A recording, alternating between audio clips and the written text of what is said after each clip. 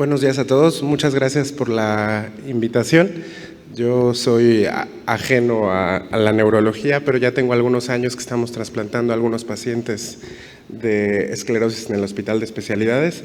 Entonces, les voy a hablar el punto de vista hematológico del trasplante en esclerosis, que actualmente ocupa en el hospital el 10% de todos los pacientes que trasplantamos, tomando en cuenta que hacemos más o menos 100 trasplantes por cualquier causa por año. Vamos a empezar con generalidades del procedimiento de trasplante, como para aclarar algunos puntos de lo que se trasplanta y cómo lo trasplantamos, cómo funciona el trasplante hematopoyético en enfermedades autoinmunes, cuáles son las indicaciones de parte de hematología para trasplantar una esclerosis múltiple y finalmente un resumen de los resultados del programa de trasplante del hospital. Bien, en cuanto a generalidades, es muy importante reconocer que lo que trasplantamos y el objetivo de esta terapia es tomar células troncales, que en inglés se denominan como stem cell.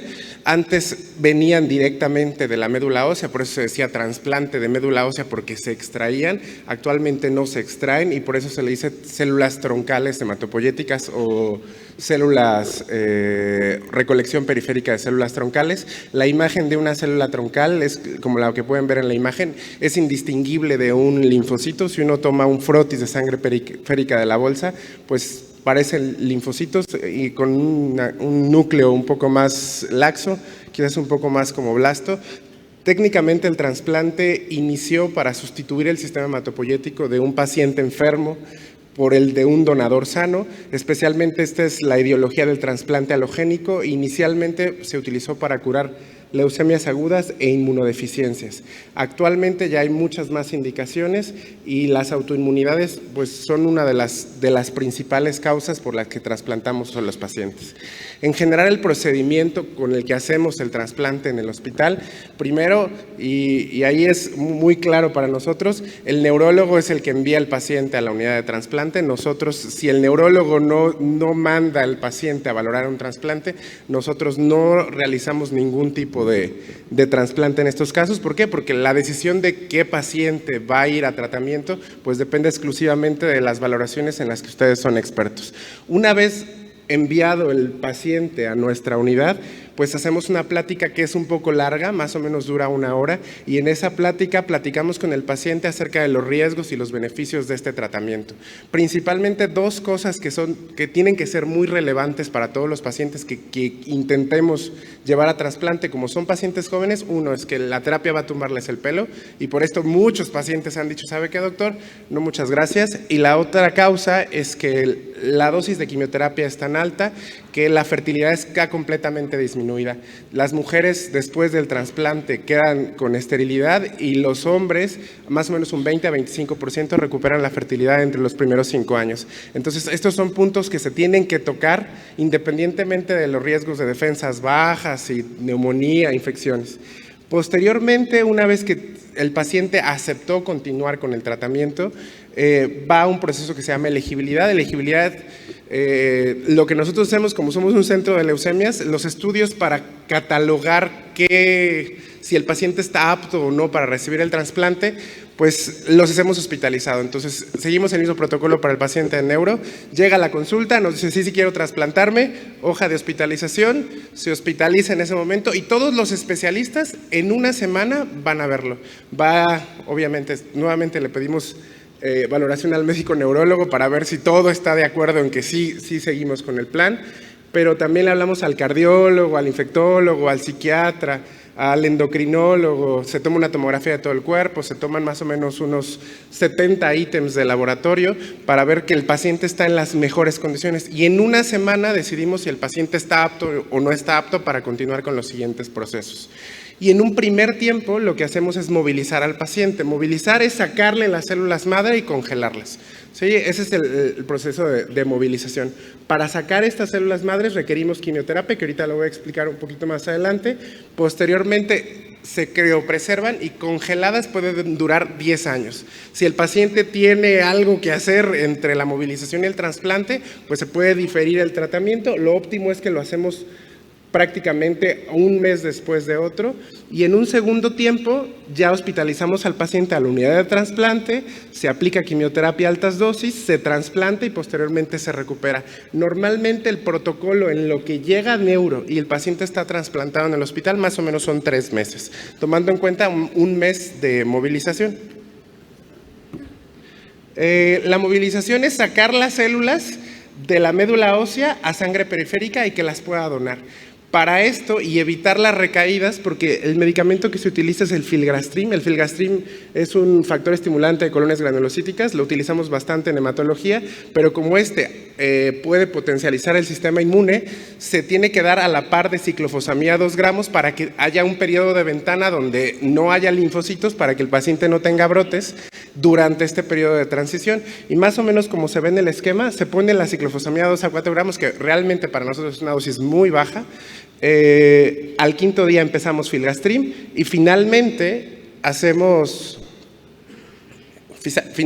la leucoaféresis. Posteriormente, esta es la leucoaféresis que se hace en el banco de sangre, dura más o menos 4 horas. La máquina separa lo que son células madre y el resto de las células la regresa. El paciente está sentado, normalmente no hay ningún inconveniente, más que los de la donación, que puede ser dolor en sitios de punción. Una vez teniendo las células en mano, porque así se ven, se criopreservan a menos 196 grados centígrados con nitrógeno líquido y ya las tenemos listas para el momento que se quiera trasplantar al paciente. Y como les digo, por norma oficial mexicana, las células pueden durar congeladas hasta 10 años.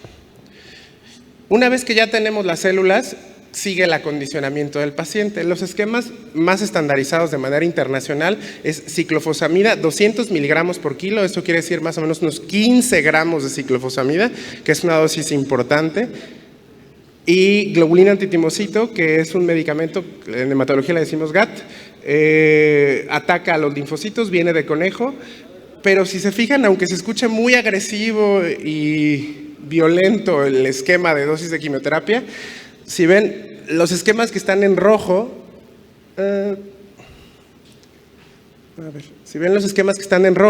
aquí son los que utilizamos para las quimioterapias. Son esquemas mil veces más complicados y este es un esquema, digamos que bastante tranquilo. No es un esquema mieloablativo, sino inmunoablativo y los pacientes lo toleran muchísimo mejor que cualquier otro esquema que utilicemos. Entonces, primero se moviliza al paciente, después se da la quimioterapia y posteriormente se realiza el trasplante. Se descongelan las células, se infunden y se realiza el trasplante. No ocupa ningún quirófano ni nada. En su cama se ponen las células y las células tienen una capacidad que se llama homing, que es dirigirse a la médula ósea más o menos a las 24 horas que se ponen en sangre periférica. Ya tenemos listo al paciente. Este es un esquema que ya presentó el doctor previamente y pues nada más es para ejemplificar los tiempos, que primero va la movilización, después la recolección y finalmente el trasplante de células troncales. Bien, ¿por qué funciona el trasplante en esclerosis múltiple? Pues ustedes más que yo definitivamente saben de la biología de la autoinmunidad en la esclerosis múltiple, pero funciona de maneras tempranas porque al inicio de la esclerosis múltiple, o específicamente en la parte de remitente recurrente, hay más actividad de autoinmunidad y en las partes posteriores pues ya hay otros componentes biológicos que impiden la respuesta al trasplante con el reset del sistema inmune.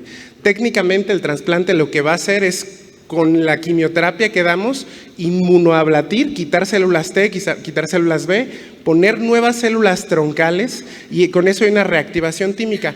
Los primeros 6 meses no hay linfocitos autorreactivos y posteriormente va a haber una expansión normal de estas células troncales y esperamos que en la reconstitución haya menos posibilidades de que encuentren células autorreactivas. Entonces, los mecanismos principales por los que funciona el trasplante es la reducción de la producción de anticuerpos y la depresión de todas las células que pueden ser autorreactivas, pero también las que no son autorreactivas. Por ejemplo, todo el sistema inmune que ya se obtuvo por las vacunas se borra y por eso tenemos una inmunodeficiencia los primeros 6 meses después del trasplante. Entonces, hay una linfoablación periférica, se destruye el repertorio de linfocitos y finalmente, con el tiempo, entre los 6 y 24 meses hay una reconstitución B-T, que es cuando decidimos la vacunación. Para nosotros es muy importante la reconstitución, que también llegamos a medir sin ningún inconveniente. Medimos CD3, CD4, CD8 y más o menos a los 2 años en esclerosis múltiple ya tenemos unas cifras equiparables a una persona normal. Eso quiere decir que la inmunodeficiencia del trasplante en la esclerosis dura aproximadamente 2 años. Me voy a pasar por tiempo porque aquí dice 1 minuto.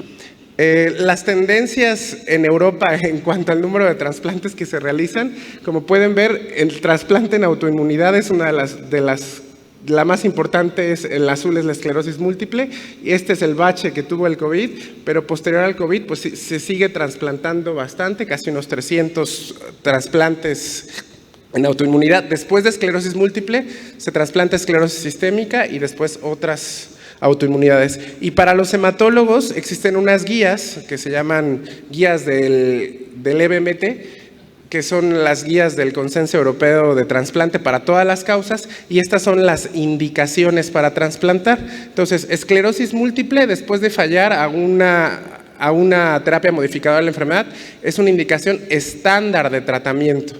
La enfermedad progresiva sin evidencia radiológica, como ya no depende de la autoinmunidad exactamente, no se recomienda trasplantarla. Y la enfermedad progresiva con actividad radiológica, pues pudiera ser una opción clínica. También otras, citopenia, neuromielitis óptica, miastenia gravis, síndrome de la persona rígida, son opciones clínicas para trasplantar. Y es una indicación estándar con nivel de evidencia 1, porque en este ensayo clínico que ya mencionó el doctor, que incluyó 110 pacientes, donde se comparó cualquier terapia contra trasplante, donde lo que evaluaron fue el tiempo de la progresión de la enfermedad, que más que brotes evaluaron la progresión del EDSS 1 punto en 2 evaluaciones en 6 meses, pues en este ensayo clínico pues se vio mejor pronóstico con el trasplante hematopoyético. Recientemente en las guías, que es primera vez que se hacen combinadas tanto del ECTRIMS como del EBMT,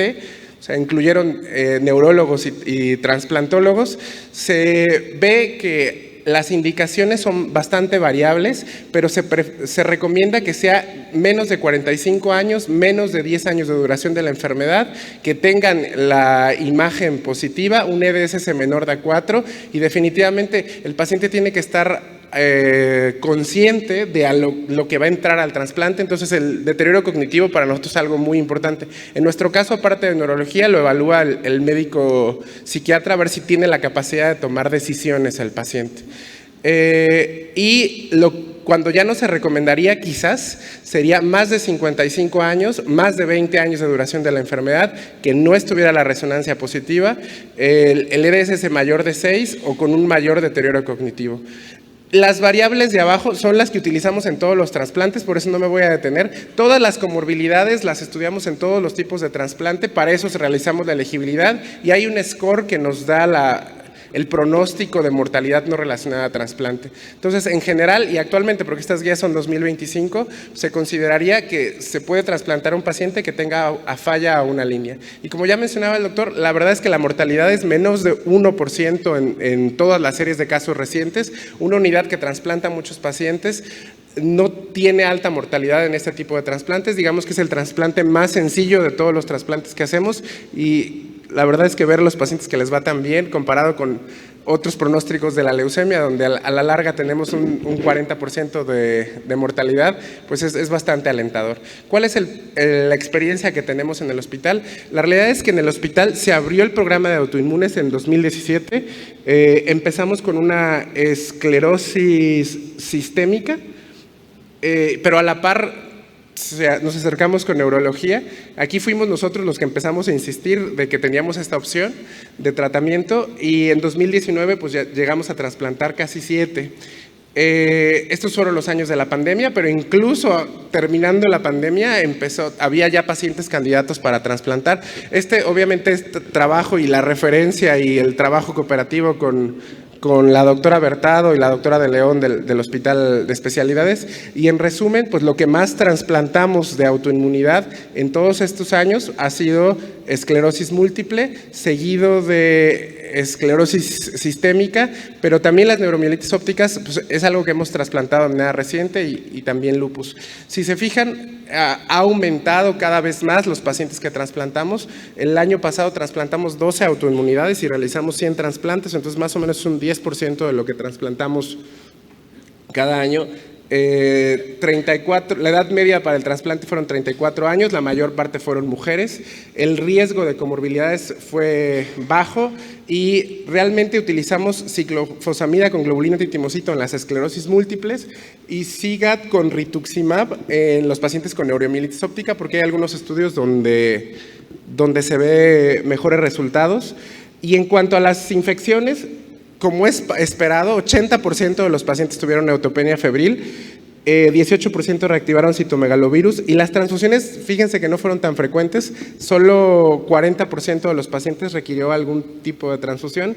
Analizando la reconstitución inmune, más o menos al día 100 es cuando tenemos, o los 3 meses, la reconstitución de la mayor parte de los pacientes y estas son nuestras escalas de supervivencia global. En general, la supervivencia global de todos los pacientes ha sido 97%, tuvimos una defunción en los 40 pacientes y la supervivencia libre de enfermedad de todas las autoinmunidades que trasplantamos, el 75% están en remisión a 5 años, tomando en cuenta que son múltiples causas. Y si nos vamos por diagnósticos, pues lo que menos tiene respuesta, que yo creo que es más que nada por la forma de evaluar la respuesta, es la esclerosis sistémica. Y ya para concluir, ya muy fuera de tiempo, el trasplante es un tratamiento que es efectivo. El trasplante que se utiliza en esclerosis múltiple es un trasplante autólogo. Hay casos donde se puede hacer un trasplante alogénico. Afortunadamente no hemos hecho ningún trasplante alogénico en este tipo de pacientes. El tiempo para considerarlo depende completamente del neurólogo. Para nosotros, con que tenga falla una línea es suficiente. Requiere hospitalización, quimioterapia, conlleva complicaciones importantes, aunque la muerte es menos del 1% de los casos. Y los resultados son prometedores y habla mucho de la multidisciplina. Pues siempre recordarles que el trasplante no lo hace una persona, somos varios médicos en el equipo de trasplante, aparte de los médicos neurólogos, las enfermeras, el personal del banco de sangre de la movilización, el infectólogo y todos los médicos que vienen a valorar cada uno de nuestros pacientes. Muchas gracias.